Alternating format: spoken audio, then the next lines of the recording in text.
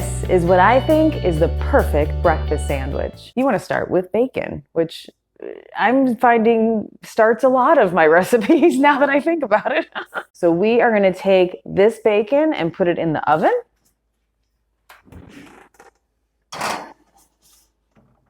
And we will set the timer. I'm going to set it to 16 minutes just so I can take a look at it. While the bacon is cooking, this gives you time to make the most important component of this breakfast sandwich, and that is guacamole. So the first thing you want to do when making guacamole is get some ripe avocados. How do you know if they're ripe? So first you want to, what you can do, I don't even know if any of these have it. So, okay, this one right here still has the little knobby or whatever it is. Butthole. I don't know. But you can pick it off, and underneath, you see how it looks bright green? That is an indicator that it is a ripe avocado. I never go by this indicator, but this is one of the indicators that they say you can do. What I do is I pick up the avocado and I press my thumb into it. Now, if you look closely, I'm pressing, and that's how much give it's giving. I'm pressing, with a little bit of effort there, and it's pressing in. That's how you know it is ripe. What you want to do is cut until you hit the pit in the middle. Then you can turn it on its side and just turn it, just holding the knife in place. You're not pressing or anything. Now that you've made it all the way around, take the knife out and just turn it and then open it. And it is a beautiful, perfect, ripe avocado. The next thing that you want to do after that is take out the pit. Put it down on your cutting board, not in your hand, and take the edge of the knife right here and go like that. Enough where it's going to go into it. Now you can take it and just turn it a bit. Jesus. Okay, there it goes. Sometimes it gives, it's a little bit more difficult. That gets it out. Now you can just take your thumb and just pop it off like that. All right, so grab your bowl, and now that we've got the avocados cut open, we're going to grab a spoon and just scoop out the flesh. The next thing I want to do is get some lime juice on that avocado so that it doesn't turn brown. So take your lime, and you want to just kind of press on it as you roll it on your cutting board, just to start to get the juices flowing. Because I'm using one of these bad boys, I'm going to cut the lime in half this way. That way it fits into my little juicer here. So then I'll take the lime and you put it down this way, and then just cover your avocado with lime juice. I'm going to go ahead and cut up some onion. So you're kind of eyeballing the ratios, and you're looking at how much avocado you have in the bowl here. So, how much onion would you want in your guacamole? It's really kind of up to you. So I'm going to just take a little piece of onion, and I want the pieces, I want it to be diced pretty fine because I don't want big chunks. Add it to the bowl, little by little, just so that you can see how much you're putting in there and how much you might want. Woo! There's the bacon after, 16 and a half minutes maybe, and it got a little dark on the edges. So we are going to take this bacon and just place it over onto our wire rack. You see how easy it is to make bacon in the oven. Keep an eye on it though. It depends on the type of bacon that you're using, how thick your bacon is cut, everything. So just check it after however many minutes and just keep an eye on it. Take it out when it's right for you. And honestly, I'm good with bacon that has a little black on it anyway, so we're good. The next thing that we're going to do is cut up some tomato. So this is a nice firm red tomato. Try to have a nice fine dice. So we'll go ahead and add our tomato. Next component is going to be the jalapeno. What is it called, babe? Jalapeno. Jalapeno. That's what he calls it. We've been over this before, but he should pronounce it correctly, being part Mexican and all, but he does not. So cut off the end. Oh, I smell it. Mm. Oh, and look. So the stem is curved, so this bad boy is going to be hot. That's a rule. If that stem was like straight, it would be pretty mild, but it's curved. So you're going to be rubbing your eyes. So girl. Yeah, I'm not going to be rubbing my eyes. So I'm going to cut this in half and go ahead and take out the ribs and the seeds. I'm not really looking for heat. I'm looking for the flavor of the jalapeno, honestly. So I'm going to cut this jalapeno in strips. Strips, or julienne, if we want to go back to our French terms. You have to teach you all of the French terms. The ones I know, which is probably like 2 or 3. And then we will just dice it fine this way. I just think it's kind of funny. You're speaking in French terminology, handling a jalapeno. Well, I am a multifaceted woman. I'm a woman of the world. And we're going to add our jalapeno. Ooh. Well, how can we fix that? Because I need to be able to reach my cutting board. I just touched my eye. Yeah, you did touch your eye. Why would you touch your eye after handling jalapenos? Oh my gosh. Uh-oh. So girl, I'm not going to be rubbing my eyes. Shut up. Yes, I touched my eye.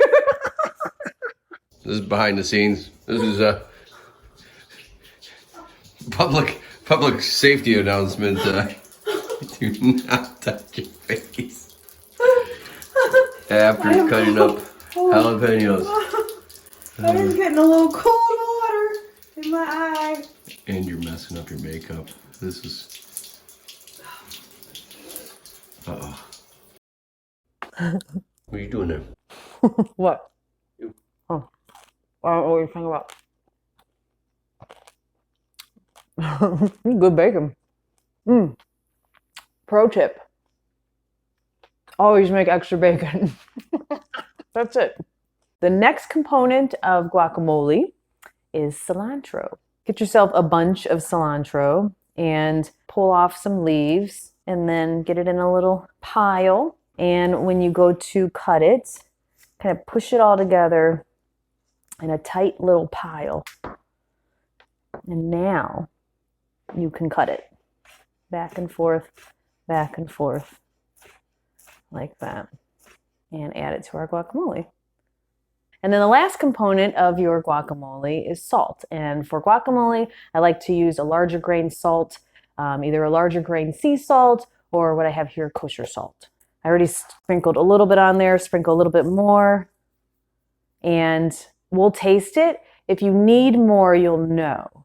Because when you taste guacamole, what the salt does is just brightens up all the flavors of the avocado, of the tomato, just everything it just like punches it up.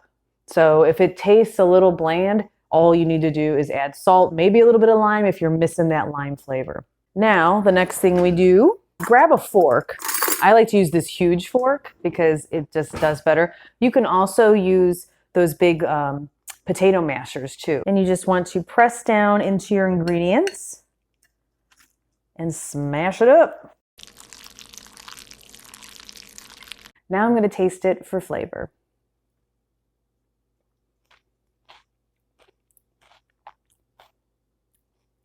So it's got the tang from the lime, so that's perfect.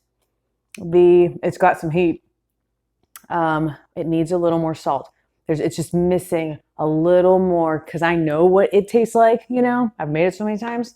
So I'm going to add a little more salt, kind of coat that again, and then I will stir it up, taste it one more time. I'm going to try it again.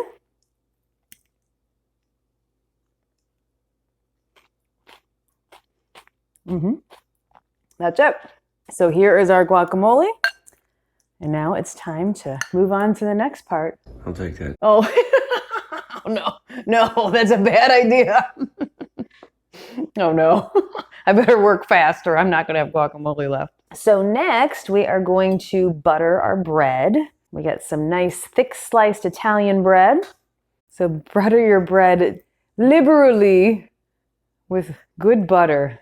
We are using some kick-ass Amish butter here. I like how you butter that bread. Thank you. Just place the bread butter side down. Once this side of the bread looks about like that, I'm going to go ahead and put that on a plate. So now that you've removed your bread from the griddle, just keep your griddle on because now we're going to fry our eggs. So put a little more of your butter on your griddle, nice and hot. All right. Is good, is ready. Okay, crack your eggs. Don't worry about breaking your yolk because we're going to do that on purpose anyway. Because you don't want to bite into your sandwich and it squirts all over you or your neighbor.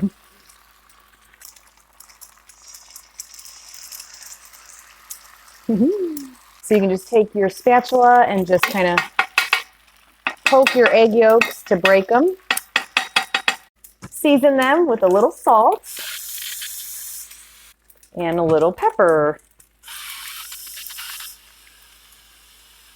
As soon as you're able to flip them, flip them.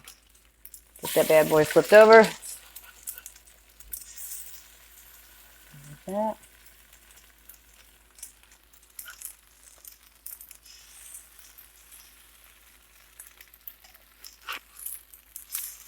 It's time to put together the sandwiches and finish them up. So take a piece of bread and put it browned side down. And then you want to take your cheese. American cheese is the best, and in my opinion, American cheese is the best for a breakfast sandwich. So then put your cheese down so that it covers the entire length of your bread that you chose. So I'm going to do a piece and a half.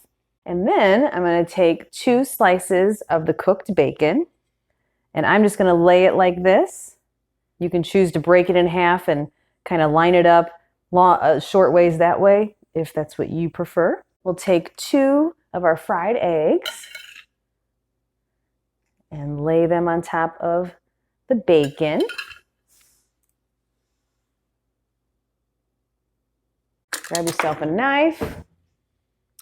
Choose your top piece of bread, and we are going to slather on this wonderful, delicious guacamole onto this piece of bread, being very generous with it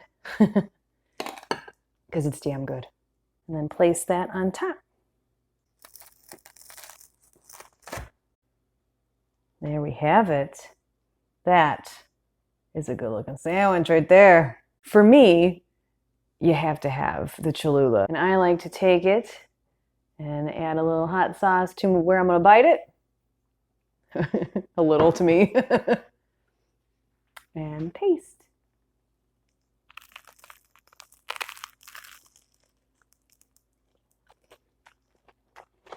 Is it on me? A little bit. It's so delicious. There's some spiciness from the guacamole.